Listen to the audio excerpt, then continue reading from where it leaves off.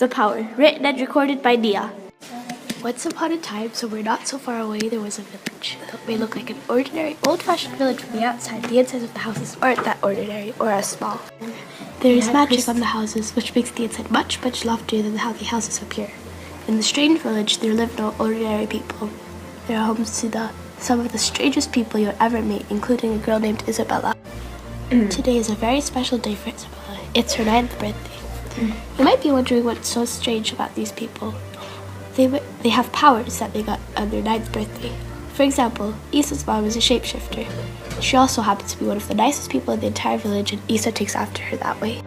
Therefore, the entire town is coming to celebrate her birthday. Good morning, Mom. Good morning, said her mom blissfully. She was as eager as Isa to figure out what her power would be, maybe even more. Isa was especially looking forward to the delicious velvety chocolate cake that she gets every birthday. But when she walks into the dining room, there isn't anything to see. Not the white table, not the wicker chairs, and not the beautiful tapestry. Just one floor, the off-white walls, which the village enchanter put a spell on to make magic proof. Isa was extremely worried. If this was her power, what could she do? Had she turned everything in the house invisible? Had she turned her own mother invisible? What if she could never see again? And then she passed out.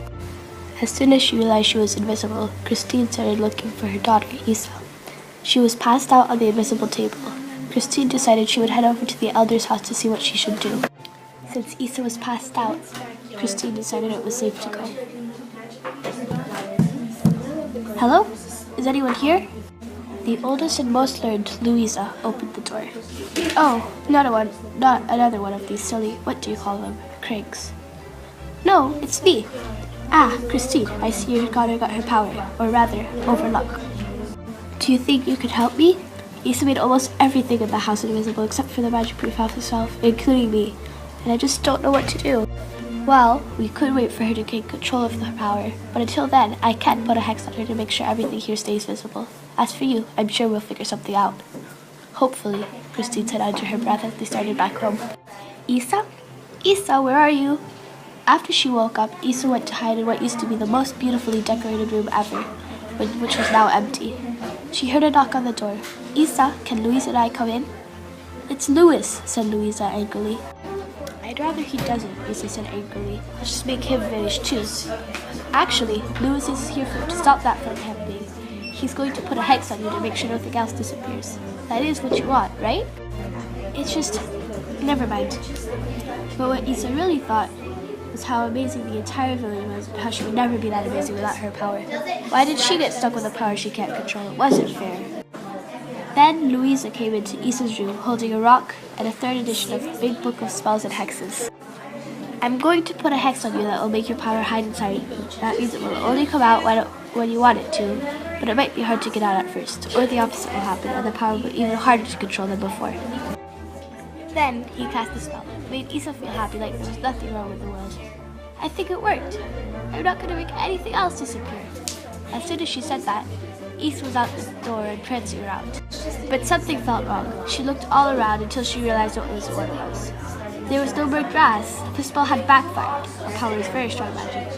But something else could help. Something very great, with more power than it had here in Spain.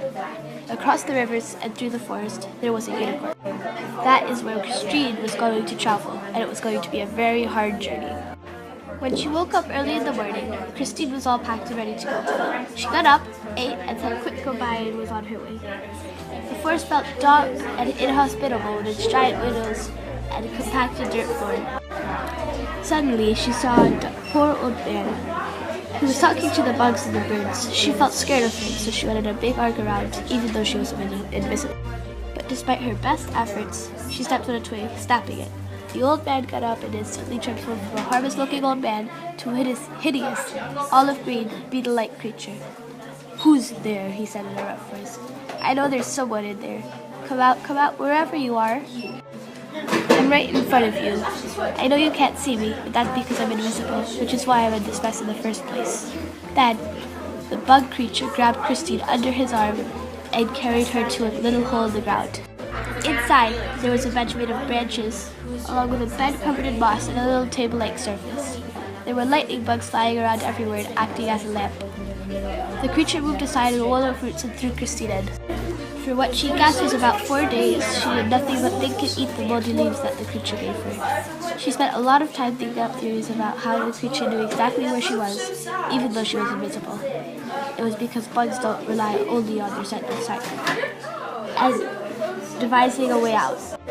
She eventually realized that she only heard the creature once a day when it was feeding her, and that she could still see where the root wall was, and she might be able to go under it. She also remembered that the bug creature was outside when she met him. So on the 5th day, she turned into a hermit crab and burrowed her way out. "I'm out. I really escaped. Thank goodness." She continued her quest to find the unicorn. When she got out, Christine was very hungry. The first thing she did was look for food, which wasn't easy in the dark of night in the middle of the forest. She saw a bush full of berries and immediately started eating until the bush was almost empty.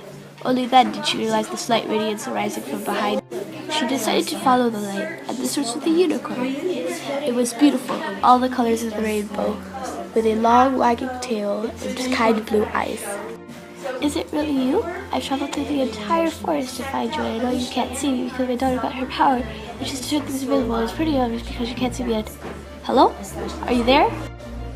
The unicorn didn't respond. Maybe it was because it didn't care, or because it was deaf, or because it was eating and it didn't want to be bothered. "Can you hear me? Give me a sign."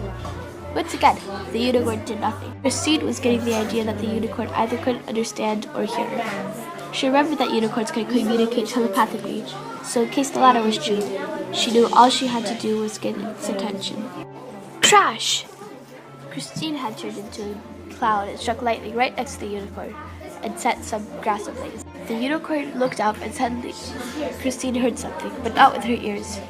"Is someone here?"